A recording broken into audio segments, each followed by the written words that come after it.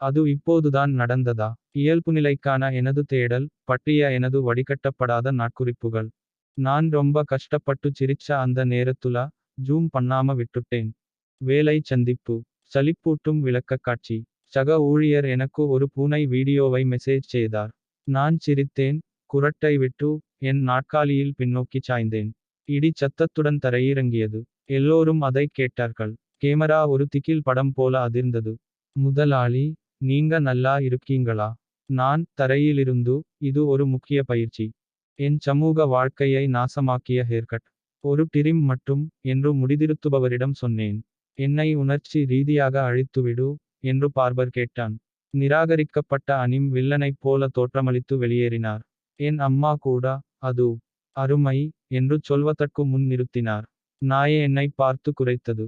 சமூக வாழ்க்கை இடைவெளியில். டொப்பி, புதிய சிறந்த நண்பர். நான் கிசுகிசுக்க முயற்சித்தேன் ஆனால் அது கத்துவது போல் இருந்தது. வகுப்பில் ரகசியமாக கருத்து சொல்ல விரும்பினேன். அவன் சட்டை உள்ளே வெளியே இருக்கு. நான் கிசுகிசுத்தேன், அல்லது நினைத்தேன். மெகாஃபோன் வாக்குமூலம் போல ஒலித்தது. எல்லோரும் திரும்பினர். அவன் திரும்பினான். அவன் சட்டை நன்றாக இருந்தது. என்னுடையது இல்லை. கர்மா வேகமாக வேலை செய்கிறது. சிரி என்னை பொதுவில் அம்பலப்படுத்த முடிவு செய்தபோது. மருந்தகத்தில். அமைதியாக. நான் கிசுகிசுத்தேன். ஹே சிரி, ராஷ் கிரீம் எங்கே? சிரி கத்தினார். பிட்டத்தில் அரிக்கும் சிவப்பு புள்ளிகள். ஏற்பட்டதற்கான இந்த முடிவுகளை நான் கண்டேன். வயதான பெண்மணி மூச்சுத் திணறினார். குழந்தை சிரித்தது. நான் வைட்டமின் வரிசைக்குள் மறைந்துவிட்டேன். மிகவும் அருவருப்பான லிஃப்ட் சவாரி. உள்ளே நுழைந்தேன். நான் தனியாக இருப்பதாக நினைத்தேன். தன்னம்பிக்கையுடன் ஒரு துப்பலை விடுங்கள். அமைதியாக. கொடியது. லிஃப்ட் சலசலத்தது. சக ஊழியர் உள்ளே நுழைந்தார். நாங்கள் கண்களை மூடிக்கொண்டோம். அவளுக்கு தெரியும். அவளுக்கு தெரியும். ஒரு அந்நியன் என்னை நோக்கி கையசைப்பதாக நினைத்தேன். அவர்கள் அப்படி இல்லை. தெருவின் மறுபக்கம் யாரோ கையசைத்தார்கள். நானும் பதிலுக்கு கையசைத்தேன். அவர்கள் என்னைக் கடந்து தங்கள் உண்மையான நண்பரின் கைகளுக்குள் நடந்து சென்றனர். நான் அதை விரல் துப்பாக்கிகளால் வடிவமைக்க முயற்சித்தேன். தவறவிட்டேன். கிட்டத்தட்ட ஒரு புறாவை தாக்கியது. வீட்டிற்குச் சென்று சுவரை நோக்கி அமைதியுடன் கை அசைத்தார். என் உறவினர் தனது ஆசிரியருக்கு ஒரு காதல் கடிதம் அனுப்பினார். அவன் தன் காதலனுக்கு குறுஞ்செய்தி அனுப்ப நினைத்தான். அதற்கு பதிலாக, அதை, திருமதி படேல், கணிதம், க்கு அனுப்பினேன். உன் புன்னகை என் எல்லா பிரச்சினைகளையும் தீர்க்கிறது, என்று ஆரம்பித்தேன். அவள் பதிலளித்தாள், நீ இன்னும் இயற்கணிதத்தில் தோல்வியடைந்தாய். குடும்பச் சண்டையா? நிரந்தரமா? குளியலறையில் கிளிட்டரை ஏன் பயன்படுத்தக்கூடாது? நீங்களே மினுமினுப்பு சோப்பு தயாரிக்க முயற்சித்தேன். சிங்க் வெடித்து டிஸ்கோ பந்தாக மாறியது. வடிகாலில் மின்னும். நாய் மீது மின்னும். அம்மா ஒரு வாரம் மினுமினுப்பு தும்மினாள். மர்மமான இடங்களில் இன்னும் பிரகாசங்களைக் காண்கிறோம். விளம்பர் கூட மின்னினார். என் செல்லப் பிராணி தங்கமீன் எப்படி டிக்டாக் நட்சத்திரமாக மாறியது. நாடக இசையுடன் அவர் குமிழிகளை ஊத்துவதைப் படமாக்கினார். அதை நகைச்சுவையாக பதிவிட்டுள்ளார். விழித்தெழுந்தது. 1.2 மில்லியன் பார்வைகள். இப்போது அவருக்கு ரசிகர்கள், வணிகப் பொருட்கள் மற்றும் சரிபார்க்கப்பட்ட கணக்கு உள்ளது. அவன் என்னை புறக்கணிக்கிறான். புகழ் அவரை மாற்றியது. நான் அமைதியாக இருக்க முயற்சி செய்து என் ஈகோவை காயப்படுத்திக் கொண்டேன். குழந்தைகள் ஸ்கேட்டிங் செய்வதைப் பார்த்தேன். எவ்வளவு கடினமாக இருக்கும், என்று நினைத்தேன். போல்லி முயற்சித்தேன். போலி, ஐயோ, என்று மாறிவிட்டாள். விழுந்தது. போன் பறந்தது. யாரோ அதை படம் பிடித்தனர்.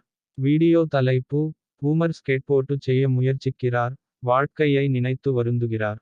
மேல் கருத்து, அவரது கண்ணியத்தை கிழித்து விடுங்கள். தாத்தாவுக்கு ஒரு ஸ்மார்ட்போன் இருக்கிறது, இப்போது அவர் ஒரு மீம். அவசர தேவைக்காக தாத்தாவுக்கு ஒரு போன் வாங்கினோம். அவர் முன் கேமராவையும் வடிகட்டிகளையும் கண்டுபிடித்தார். திடீரென்று, அவர் ஹேஷ்டேக் தக்லீஃப் மற்றும் ஹேஷ்டேக் யோலோ போன்ற ஹேஷ்டேக்குகளுடன் வாத்து முக செல்ஃபிகளை இடுகையிடுகிறார். இப்போது அவருக்கு என்னை விட அதிகமான பின்தொடர்பவர்கள் உள்ளனர். கடந்த வாரம், சந்தையில் ஒருவர் அவரை அடையாளம் கண்டுகொண்டு, ஏ, நீங்க டிக்டாக்ல பிரேக் டான்சிங் தாத்தா இல்லையா? ஆமாம், ஆமாம், அவர்தான். நான் ஒரு ஜிம்மில் சேர்ந்து என் ஆன்மாவை காயப்படுத்திக் கொண்டேன். நாள் 1, கால்கள் செய்வோம். நாள் 2, உட்கார முடியாது, நடக்க முடியாது, இருக்க முடியாது. ஒரு பயிற்சியாளர் நான் நலமாக இருக்கிறேனா என்று கேட்டார். நான், உணர்ச்சி ரீதியாக மட்டும், என்று பதிலளித்தேன். யாரோ ஒரு டம்பல்ஸை கீழே போட்டார்கள். என் ஜிபிஏ கீழே விழுந்தது போல் நான் நடுங்கினேன். நாள் 3, நான் ஜிம் நுழைவாயிலில் ஒரு செல்ஃபி எடுத்துக்கொண்டு வீட்டிற்குச் சென்றேன். உடற்பயிற்சி முடிந்தது. அந்த நேரத்தில் நான் தவறுதலாக 99 வாழைப்பழங்களை ஆர்டர் செய்தேன். 9 வாழைப்பழங்கள் வேண்டும். செயலியை வேகமாக பார்த்தேன். கிங் காங்கின் பயிற்சியாளரைப் போல, டெலிவரி பையன் வியர்த்து, கைகள் நிறைய வாழைப்பழங்களால் நிரம்பி வழிகிறான். இப்போது வீடு ஒரு ஸ்மூத்தி பார் வெடித்தது போல நாற்றமடிக்கிறது. நாங்கள் வாழைப்பழ ரொட்டி, வாழைப்பழ கறி, வாழைப்பழ சோப்பு செய்தோம். இன்னும் 27 மீதம் இருக்கிறது. உதவி அனுப்பு. இல்லன்னா குரங்குகள். என் டீ ஷர்ட் நாப்கினாக மாறியபோது பிட்சா சாப்பிட்டேன். நாப்கின்கள் வேண்டாம். ஒரு காட்டு மிராண்டியைப் போல ஸ்லீவ் பயன்படுத்தினான். பின்னர் ஒருவர் என்னை வீடியோ அழைப்பில் சேர அழைத்தார். நான் எழுந்து நின்றேன். ஒரு பெருமைமிக்க போர் வடு போல என் மார்பில் கிரீஸ் கரை. நான் நலமா என்று கேட்டார்கள். ஆமாம். பெப்பரோனி மேல உணர்வு பூர்வமாக பர்ரு இருக்கு. என் காப்பி இயந்திரம் என்னை வெறுக்கிறது. நான் தொடங்கு என்பதை அழுத்துகிறேன். அது உருமுகிறது, இருமுகிறது, அரை கப் துப்புகிறது. நான் இனிமையா எதுவும் சொல்லல. அது சீறுகிறது. ஒரு நாள் காலை, அது தேநீர் காய்ச்சியது. நான் அதில் தேநீர் கூட வைக்கவில்லை. அது தெளிவாகவே ஆட்கொள்ளப்பட்டிருக்கிறது, அல்லது ஓட்ஸ் பாலுக்கு மாறியதற்காக என் மீது கோபமாக இருக்கிறது.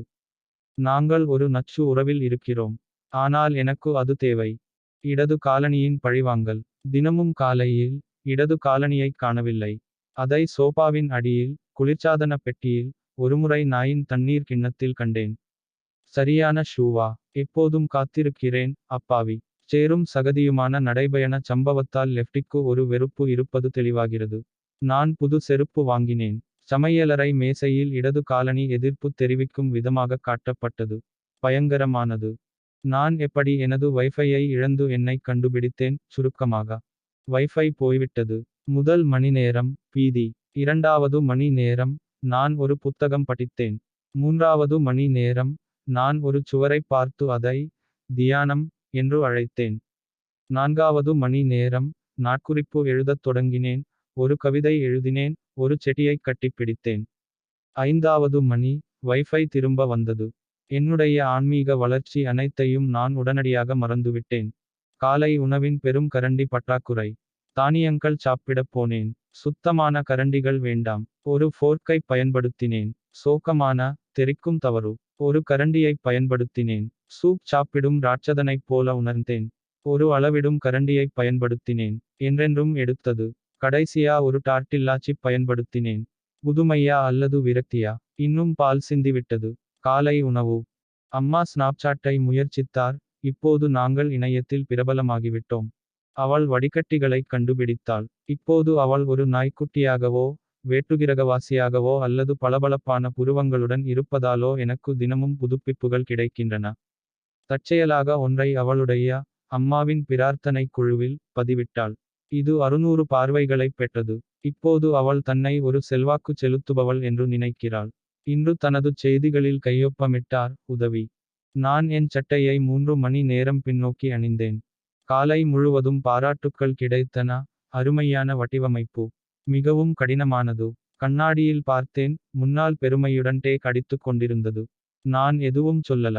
அது என் சொந்தக்காரங்க. மதிய உணவு நேரத்தில் ஒருவர் அதை எங்கே எடுத்தேன் என்று கேட்டார். நான் போய் சொன்னேன், இது பாரிஸ் ஃபேஷன். இப்போது அது ஒரு போக்கு அல்லது ஒரு எச்சரிக்கை. என் கண்ணாடி இல்லை என்று சொன்ன நாள். நான் கண்ணாடியைப் பார்த்து சிரித்தேன். அது மூடுபனியாக இருந்தது. நான் அதைத் துடைத்தேன். அது விரிசல் அடைந்தது. ஒரு வியத்தகு திகில் கதையைப் போல அல்ல. நாளை மீண்டும் முயற்சிக்கவும் என்று கிசுகிசுக்க போதுமானது. நான் லிப்ஸ்டிக் போட்டேன். அது ஒரு கோமாளி புன்னகையாக மாறியது. நான் ஒரு செல்ஃபி எடுத்தேன். கேமரா ஆப் தானாகவே மூடிக்கொண்டது. என் பிரதிபலிப்பு கூட என்னை கைவிட்டது. தொழில் ரீதியாக நான் எப்படி தூங்குவதில் தோல்வியடைந்தேன்.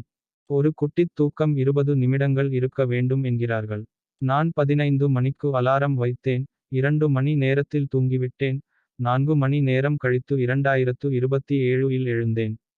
என் முகத்தில் தலையணைச் சுருக்கங்கள். ஒரு சாக்ஸ் காணவில்லை. நான் வேறு நாட்டில் இருப்பதாக நினைத்தேன். என்னன்னு யோசிக்கிறீங்களா? இன்னும் சோர்வா இருக்கே. என் ஸ்மார்ட்வாட்ச் என்னை சோம்பேறி என்று நினைக்கிறது. அது சரி. காலை 10 மணிக்கு அது சத்தமிடுகிறது. நிற்க வேண்டிய நேரம் இது. நான் ஒரு கால் விரலை நகர்த்துகிறேன். இன்னும் போதவில்லை. நடந்து போ என்று அது சொல்கிறது. நான் குளிர்சாதன பெட்டியை நோக்கி நடக்கிறேன். அது கைவிட்டு எனக்கு ஒரு மீம் அனுப்புகிறது. சோம்பேறி ராஜா, நாளை மீண்டும் முயற்சிச்சே. நன்றி. தீர்ப்பு வழங்கும் மணிக்கட்டு ரோபோ. அந்த நேரத்தில் நான் ஒரு பூனையை கவர முயற்சித்தேன். நான் மியாவ் செய்தேன். அது கண் சிமிட்டியது. நான் ஒரு பொம்மையை தொங்கவிட்டேன். அது அங்கிருந்து சென்றுவிட்டது. நான் கூக்கில்லா, பூனையோட இதயத்தை எப்படி வெல்வது நு தேடினேன். படி 1 முயற்சி செய்யாதே. நான் இனிப்புகள் வாங்கினேன். நாய அவற்றைத் தின்றது. பூனை குளிர்சாதன பெட்டியில் ஏறி, என்னைப் பார்த்து, கொட்டாவி விட்டுவிட்டது. நான் விட்டுட்டேன். கடைசியா அவ உருமினா. பூனைகள் விசித்திரமானவை. நள்ளிரவில் நாச்சோஸை மைக்ரோவேவில் ஏன் ஒருபோதும் வைக்கக்கூடாது. நான் ஒரு சிற்றுண்டியை திருட்டுத்தனமா சாப்பிடலாம்னு நினைச்சேன். அவற்றை, நள்ளிரவு 1 மணி என்று வைக்கவும், தவறுதலாக, காலை 10 மணி என்பதை அழுத்தவும். சீஸ் எரிமலை குழம்பாக மாறியது. புகை எச்சரிக்கை அலறல் சத்தம் கேட்டது. நான் பதறிப்போய், ஒரு பாத்திரம் கழுவும் துண்டைப் பயன்படுத்தி அலாரத்தை அடித்தேன். சீலிங் ஃபேனை ஆஃப் பண்ணு. எல்லா இடத்துலையும் நாச்சோஸ். நீதி, தானியங்களை சாப்பிடுங்கள். அப்பா விஎஸ். ஐக்கியா. இறுதி மோதல். அவர் நம்பிக்கையுடன் பெட்டியைத் திறந்தார். எளிதானது என்று அவர் அறிவித்தார், தோர் போன்ற ஒரு குறடுவைப் பிடித்துக்கொண்டு. 3 மணி நேரம் கழித்து, தலைகீழான மேசை, 2 மீதமுள்ள திருகுகள், 1 உடைந்த ஈகோ. அம்மா கையேட்டைப் படித்தாள். ஸ்வீடிஷ் மொழியில். இப்போது நாம் புத்தக அலமாரியை ஒரு துண்டு அலமாரியாகப் பயன்படுத்துகிறோம். அப்பா இன்னும் ஆலன் சாவியை குறை கூறுகிறார். என் முன்னாள் கணவரின் வீட்டிற்கு என் ஜிபிஎஸ் என்னை அழைத்துச் சென்றபோது. ஜிம்முக்கு போகணும்னு தான் ஆசைப்பட்டேன். ஃப்ளெக்ஸ் ஜிம் என்று தட்டச்சு செய்தேன். ஜிபிஎஸ் கேட்டது, அலெக்ஸ் கிம். டிரைவ்வேயில் இழுத்துச் செல்லப்பட்டேன். என் முன்னாள் காதலன் கை அசைத்தான். நானும் பதிலுக்கு கை அசைத்தேன். சங்கடமாக. என் டயர் பிரஷரை சரிபார்ப்பது போல் நடித்தேன். ஓட்டிச் சென்றேன். அழுதேன். ஜிம்மை தவறவிட்டேன். அதற்கு பதிலாக உணர்ச்சிபூர்வமான கார்டியோ செய்தேன். நான் ஜூஸ் கிளென்ஸ் முயற்சி செய்து தீயவனாக மாறினேன். நாள் 1 புத்துணர்ச்சியுடன் உணர்தல். நாள் 2 தலைச் சுற்றல். நாள் 3 யாரோ என் அருகில் சிப்ஸ் சாப்பிட்டார்கள். நான் சீறினேன். நாள் 4 நான் பீட்சாவைக் கனவு கண்டேன், வெள்ளரிக்காயைக் கடித்துக்கொண்டு எழுந்தேன். நாள் 5 யாரோ எனக்கு ஒரு பிஸ்கட் கொடுத்தார்கள். நான் அழுதேன். நாள் 6 எனக்கு உடல் கருமையாகிவிட்டது. கையில் பொரியலுடன் எழுந்தேன். சுத்தம் சே. என் பல் துலக்குதல் ராஜினாமா கடித்ததை தாக்கல் செய்தது. அது சிங்கின் பின்னால் விழுந்தது. நான் அதை எட்டி பார்த்தேன். அது பாதியாக உடைந்தது. நான் அதை தனிப்பட்ட முறையில் எடுத்துக்கொண்டேன். மறுநாள் காலை, அது மறைந்து போனது. நான் போதுமான அளவு சுத்தம் செய்துவிட்டேன். அந்த காபி வாசனைக்கு வாழ்த்துக்கள் என்று ஒரு ஒட்டும் குறிப்பைக் கண்டேன். இப்போது நான் குற்ற உணர்ச்சியால் துலக்குகிறேன். வாய் கழுவுகிறேன். எரிந்த சிற்றுண்டிக்கு அடிமையானவரின் வாக்குமூலங்கள். தங்க பழுப்பு நிறம் சரியானது என்று அவர்கள் கூறுகிறார்கள். நான் சொல்கிறேன், கருப்பாக்கப்பட்டது அழகானது. என்னுடைய டோஸ்ட் மோட்டோரிலிருந்து வந்த செங்கல் போல வெளியே வருகிறது. எனக்கு அது ரொம்ப பிடிக்கும். குடும்ப நீதிபதிகள். நாய் மோப்பம் பிடித்து நடந்து செல்கிறது. ஆனா உனக்கு என்ன தெரியுமா? கறி ஒரு போதை நீக்கி. எனவே தொழில்நுட்ப ரீதியாக, நான் ஆரோக்கியமாக இருக்கிறேன். அது இப்போதுதான் நடந்ததா? இயல்புநிலைக்கான எனது தேடல் பற்றிய எனது வடிகட்டப்படாத நாட்குறிப்புகள்.